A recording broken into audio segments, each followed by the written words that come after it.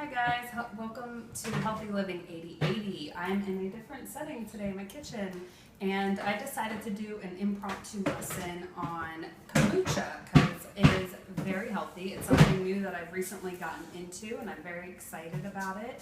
And it's cleaning day, and so don't mind my kids walking through. I actually have a little camera girl helping me today. And yeah, so I needed to move my kombucha along, and I decided it would be a great opportunity to tell you guys a little bit about it. It is a probiotic, so it has a lot of gut health benefits to it. I encourage you to kind of Google it if you have not heard of it before and you want to know more about it. You can also buy some in the grocery store. It's really expensive. It's like $2.50. I mean, really expensive for like a bottle of it. And so I've started doing it on my own. I was very lucky to come across a SCOBY, and I'm going to talk to you guys all about that. So I'm going to take the camera now and kind of show you. Don't mind the kind of mess that is my kitchen. Again, we're in cleaning day. We're after hurricane mode. So I'm moving along my SCOBY. So I have actually, what it is tea that has fermented. And so initially what I had done here was I had brewed some tea. So these are half-gallon containers, and what I do is I brew 2 bags of organic green tea. This is the one I happen to use, and 2 bags of black tea. These are the best ones to use for kombucha when you become more of an expert in it. There are other kinds of teas that you can use as well. And then the other important thing you have to have is what we call a SCOBY. Now, just a funny side note is I used to call this Kombucha, and I called these a SCOBY.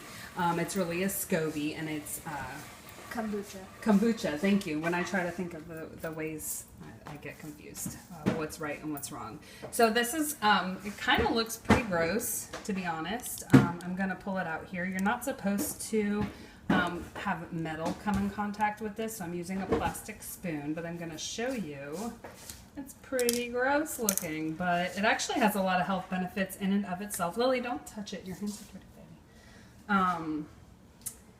So yeah, this sits on top, and this actually helps it to ferment. SCOBY stands for, I might mess this up, symbiotic culture of bacteria and yeast. So yeah, sounds really appetizing, right? So this was, and I actually, so see how there's some missing from here. I took the SCOBY out and I poured some, and this will be my starter for a new batch.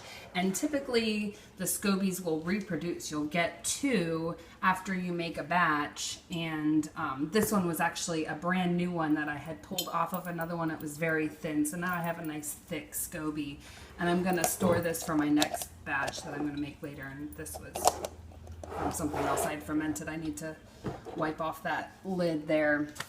So this will be my starter for another batch. So this is what you have to have if you want to start making kombucha. So backtracking about a week ago, I made a batch of tea. So I took 2 bags of black, 2 bags of green, and I put it in some tea that I boiled. I left it in for about 5 minutes. I pulled the bags out. I poured it in here. And then you have an option. So what it is, it's fermenting sugar. So you can either use regular sugar, which I actually use organic coconut palm sugar because I like the health benefits and the flavor of it. About 3/4 of a cup is what you would put in with your tea. Now you also have the option of using honey, which is how I initially learned to make it. And it's 3/4 a cup of honey, but you want your tea to be completely cool, because if you heat up honey, it loses some of its benefits, and you definitely want a local brand of honey. Now the reason I stopped using honey is because honey is a little more expensive, and 3/4 of a cup, and I'm brewing 2 batches at a time, once or twice a week, it gets to be quite expensive. So now I have my, it's been fermenting for a week. So I can basically now put a lid on this, put it in my fridge, and drink it like that. Not everybody likes it that way. You can flavor it at this point, or you can sweeten it, or you can do both. So you can, if I'm going to sweeten it, this is when I would use the honey because it doesn't need quite as much. And I find that the health benefits of honey, now that it's going to stay in there and not ferment, is better than regular sugar. Something else that you can do is called a second ferment, and this is a little bit more of an advanced step, but you can add fruit, you can add herbs, you can add ginger. There's a lot of things. My favorite that I've learned is I use these crystallized ginger slices. You put a few slices in here, you will put a lid on it and let it sit for another couple of days. So I have another batch over here I want to show you. When you're fermenting this, you actually use a cloth lid, and I have it on with a rubber band. So I'm going to take this off. Now, certain people like it different ways, and the more time that it goes, it will start to get a vinegary type taste to it. So you may only want to ferment for a couple of days, or a week or more, 10 days. I've heard of crazy amounts beyond that. Now you are fermenting. If you leave it too long, it could start to become alcoholic. One way to check it and see if it is a good taste for you is to take a straw, and I have the SCOBY on top of here. So you're just going to push it down and put the straw in the side, and then you can take a little sip of it. And I'm going to give the camera to my cameraman here, or camera girl. I'm going to taste it.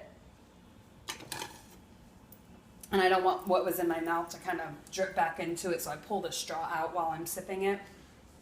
And it tastes good to me. I knew that I brewed these both at the same time. So now I'm going to get my container. Even though I'm going to make more, I'm going to go ahead and store it in a container for now. So I'm going to get my spoon, and these are silicone on the end. Oh my goodness, I have quite a SCOBY here. Woo! You guys are going to see I am quite certain that I have a double SCOBY. Every once in a while it does not duplicate a new one. But this is great because now you can share them with friends and make a new one. And see, look, I have two, and you literally just pull it apart. Okay, so now I'm actually going to need another container to put that in so I can get another starter. Hold on, Jasmine, stay right here. And I'm just going to grab another little container.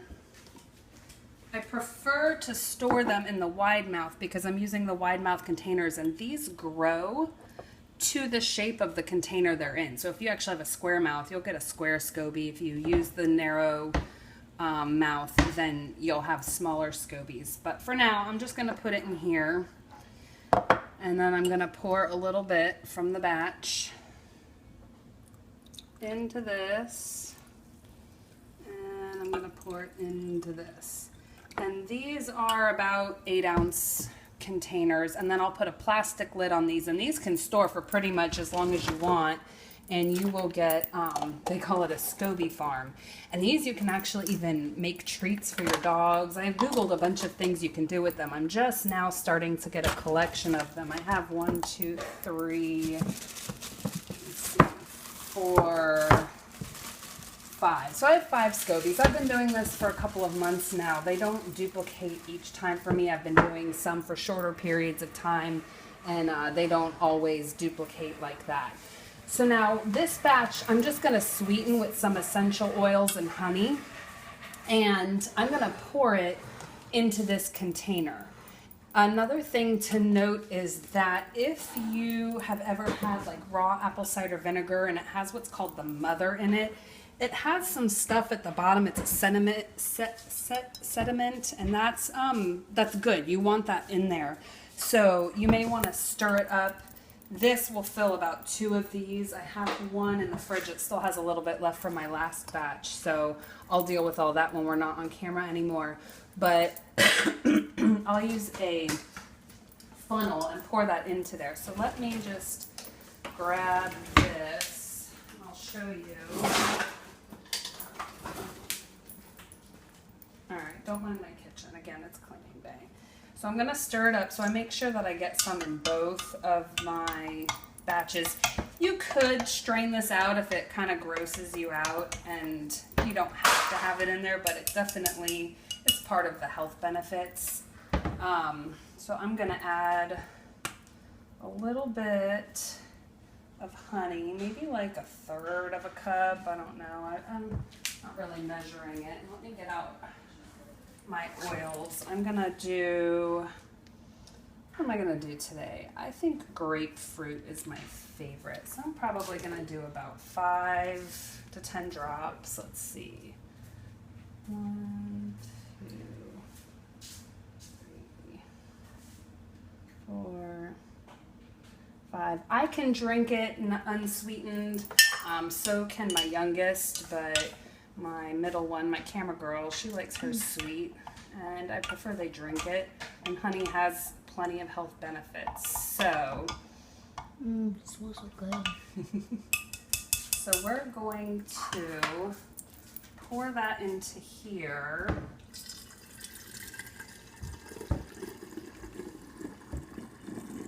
And as you can see, I have a label here, so I can put the date, I can put the flavor, and you'll see it's fizzy. It's kind of like a healthy soda type drink. The fizz is good. When you second ferment, it tends to get even more fizzy. Oh, I made 2 starters, I forgot, so I'm not gonna quite be able to fill up 2 whole ones. And then you'll see, just because it is carbonated, I found these on clearance. You can also, like, I think there's some brand of beer that comes in these kind of containers, and you just pop that on there. You can drink it at room temperature or cold. Another thing I wanted to mention, raisins, I've heard, I have not used, ferment well. And I also really like blueberries. I think I may ferment this one with blueberries. So what I'm gonna do, I'll go ahead and do that now. No, I won't, because my blueberries are in the other fridge. So, and I'll mash them up and I'll put them in there. I'll put, now when you second ferment, you will not use a cloth. Hold on. You will not use a cloth top anymore. You will now use a plastic top when you second ferment. So that, I think, about sums it up. I know that's a lot of information. I can send you a, if you're interested, like a step-by-step instructions, but this stuff's delicious. It's great for you. Try it at the store before you invest in starting all of this, just to make sure it's something that you do like. But be aware that some of the store brands have added sugar and things that you may or may not want. These you can totally customize and make it the way you want. Tell them about what? I'm sorry? Oh. There's, she wanted me to tell you about a particular store that's local to us. It may or may not apply to you. But there are Facebook groups where you can find places to get scobies. I happened to find someone at a honeybee store close to me, and she had them. If you're a friend of mine and you want one, I'd probably be able to spare 1 or 2 now that I'm starting to get a collection. I wanted to wait and have a good collection, and that way I can experiment with different methods, and if I happen to kill one of my scobies, it wouldn't be the end of the world. So I hope you enjoy. Let me know if you start making it, if you've tried it, if you like it, and I'll talk to you later. Be well and be blessed. Bye.